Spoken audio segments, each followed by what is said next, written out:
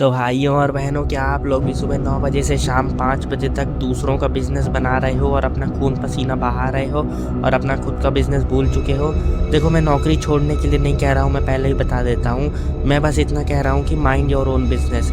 तो स्वागत है रॉबर्ट कियोसाकी की रिच डैड पुअर डैड के चैप्टर नंबर 3 में। जब लोग मेरे से मिलते हैं और मैं उनसे पूछता हूँ कि भाई तेरा बिजनेस क्या है, तो वो कहते हैं मैं बैंक में मैनेजर हूँ या मैं सॉफ्टवेयर इंजीनियर हूँ। पर ये उनका प्रोफेशन है, बिजनेस नहीं।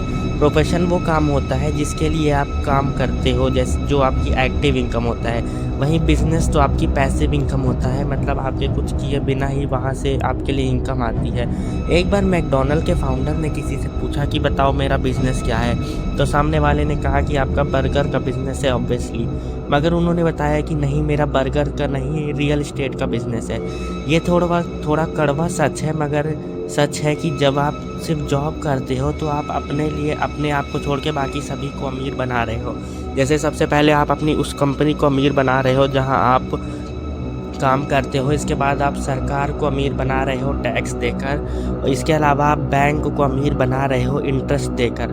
मिडिल क्लास लोग सैलरी पर फोकस करते हैं, वहीं अमीर लोग अपने एसेट्स पर फोकस करते हैं। कि उस रॉबर्ट कियोसाकी कहते हैं कि जब तक आपका पैसा आपके लिए काम नहीं करेगा, आप फाइनेंशियली आज़ादी कभी नहीं पाओगे। उनके हिसाब से असली एसेट्स वो ये चीज़ें हैं।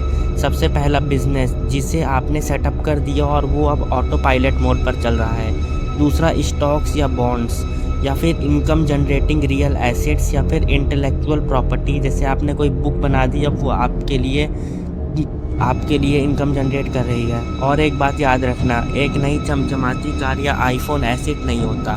जैसे ही तुमने कार शोरूम से बाहर निकाली, उसकी कीमत 25% गिर गई। वो तुम्हारी जेब से पैसा निकाल रही है, इसलिए वो एक लाइबिलिटी है। तो क्या आज ही नौकरी छोड़ दें? नहीं। Don't quit your day job. आपको नौकरी नहीं छोड़नी है, लेकिन आपको पूरा ध्यान एसेट्स कॉलम पर लगाना है। Buy assets not liability. जब तुम्हारा एसेट कॉलम इतना पैसा देने लगे कि तुम्हारी सैलरी की ज़रूरत ना रहे, तब तुम नौकरी छोड़ने के बारे में सोच सकते हो, और तब ये कह सकते हैं कि now you are minding your own business.